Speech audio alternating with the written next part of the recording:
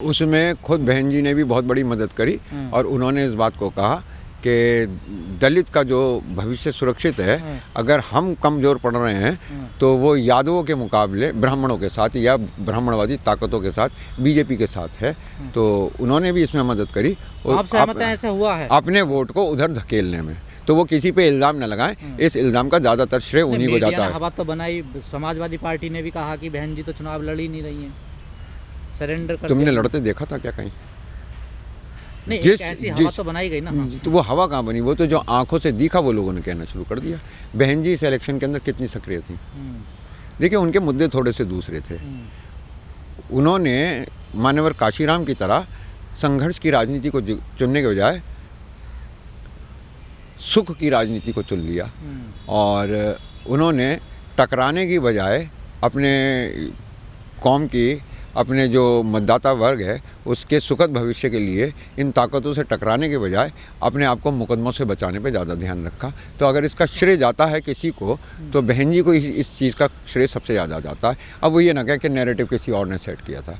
ये तो अब इस तबके को, इस मूवमेंट से जुड़े हुए लोगों को, बल्कि उनमें मैं ये मान कर चलता हूँ कि मैं भी हूँ, अब ये सोचना चाहिए कि ये नेतृत्व पर्सनल हित पे जा रहा है, अपनी प्राथमिकता ऊपर रख रहा है इस विचारधारा और इस मूवमेंट के अलग।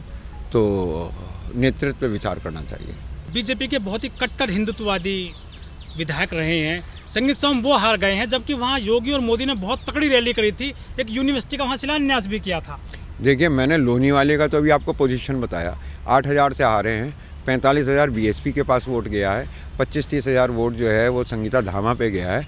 अगर आप ये डिवीज़न थोड़ा भी रोक लेते, या अगर वहाँ पे बीएसपी का कैंडिडेट कोई कमज़ोर होता है ऐसा कि जो अपने बूथे पे सिर्फ 15,000 लोग वोट ला पाता, तो इसका रिजल्ट कोई दूसरा होता। रह गई संगीत सोम जी वाली बात, तो संगीत सोम की इतनी चिंता ना करो, ज़्यादा चिंता तो केशव प्रसाद मौर्य की करनी चाहिए।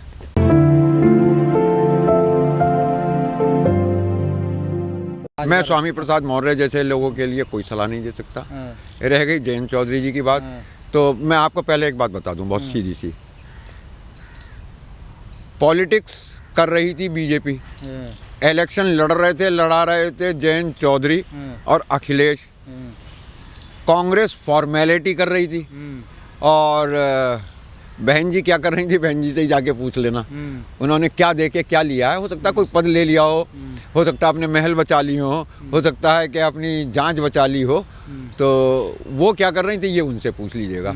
तो मेरी अपनी सलाह ये है कि अगर एक ये भी नए युवा हैं, इनके पीछे भी कोई थिंक टैंक नहीं है और इन लोगों की जो टक्कर है वो आरएसएस से है और उन ताकतों से है जो हजारों साल से हिंदुस्तान की हुकूमत को प्रभावित करती रही हैं। तो अब इन्हें अपने वर्गों के बुद्धिजीवी लोगों के साथ मिलकर अपना थिंक टैंक डेवलप करके तब ये टक्कर ले सकते हैं। इंडिविजुअली ये टक्कर नहीं ले पाएंगे। जितनी बार भी अखिलेश यादव ने गठबंधन किया वो हार रहे हैं, चाहे 2017 का देख लो, 19 का देख लो या 22 का देख लो। तो ये बात जाके अखिलेश जी को बता दीजिए कि अगली बार बिना गठबंधन करे हार जाए। क्या बात है? अगर अपनी रणनीति पे, अपनी राजनीति पे अगर वो थिंक टैंक अपने समाज के बुद्धिजीवी वर्ग को लेकर नहीं चलेंगे। देखिए, वोट दलित का दलित के नाम पे नहीं पड़ा, उसे कहीं कंसोलिडेट किया गया था, कहीं उनको जोड़ा गया था। डॉक्टर अंबेडकर की विचारधारा को कहीं जीवित किया गया था मान्यवर काशीराम के द्वारा। तो वो जो पढ़ा लिखा वर्ग है अब वो इनमें न्यूट्रल हो रहा है, तो उन लोगों को भी जुड़ना चाहिए। आप कहते हैं विचारधारा, कई लोग कहते हैं विचारधारा का समय नहीं रहा, अब दूसरे प्रकार की राजनीति आ गई है, परिवर्तन समय तो हमेशा विचारधारा का रहेगा। चाहे लूट है, लूट भी एक विचारधारा है, चाहे धर्म है, धर्म भी एक विचारधारा है, राजनीति धर्म के आधार पर करना ये भी एक विचारधारा है। तो विचारधारा, पहले विचार उत्पन्न होगा तभी कोई एक्ट होगा। बेरोजगारों का वोट कहाँ गया सर? जो इतनी बड़ी तादाद में बेरोजगार हैं, आप भी कहते थे नौकरियां नहीं मिली, कहाँ गई ये किसान कहाँ गए जो 13 महीने यहाँ बॉर्डर पर बैठे थे? मैंने आपको बताया ना। देखिए, राष्ट्रीय लोकदल 0 था, वो 8 सीट उसने जीत ली और करीबन 8-9 सीटों पर ही वो सेकंड नंबर पे रहा, बहुत कम मार्जिन से हारा है। तो ये वोट वापस लौट आया है। और अब सबसे बड़ी जो चुनौती है सामने जयंत के, वो यही है कि इस वोट को वो सक्रिय रखें और एक जगह एकजुट रखें तो 24 में रिजल्ट पलट जाएगा। बीजेपी का वोट परसेंटेज गिरा है। नहीं सवाल ये बेरोजगार कहाँ गए, इनका वोट कहाँ गया सर, किसानों का वोट कहाँ गया, या इनका कोई वोट ही नहीं होता। मुझे तो इससे भी बड़ी हैरत है, एक उन्नाव के अंदर बलात्कार पीड़िता को कांग्रेस ने टिकट दे दिया, सपा ने उसके सामने कैंडिडेट भी नहीं खड़ा करा, तो वो जो है उसकी माँ को फिर भी कुछ 1000 से नीचे ही उसको वोट मिले। तो ये हमारी अपनी जो सोच है। अब अगर बहुत से युवाओं ने इस बात को सोच लिया कि भाई हमें तो प्रतिकार की राजनीति करनी है, बदले की राजनीति करनी है, हमें तो सुविधा की राजनीति, हो सकता है 5 किलो अनाज किसी के लिए ज़्यादा महत्वपूर्ण हो गया हो अपने भविष्य से। बीजेपी से क्या सीखें विपक्ष की पार्टियां? राजनीति करना फुल टाइम करती हैं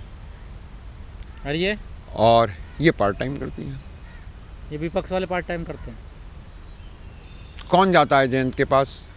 जो एमएलए बनना चाहता है, जो एमपी बनना चाहता है, जो कोई पद चाहता है, जिसके पास संसाधन है इलेक्शन लड़ने के, वही तो जाता है।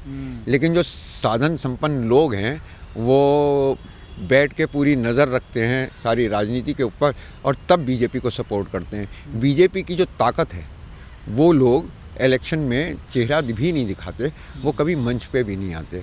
तो इन्हें भी ऐसे ही लोगों की ज़रूरत है जो बौद्धिक रूप से नींव का पत्थर बने, अपने लिए सेल्फ प्रमोशन, अपने लिए पद की अभिलाषा रखते हुए राजनीति में ना आए।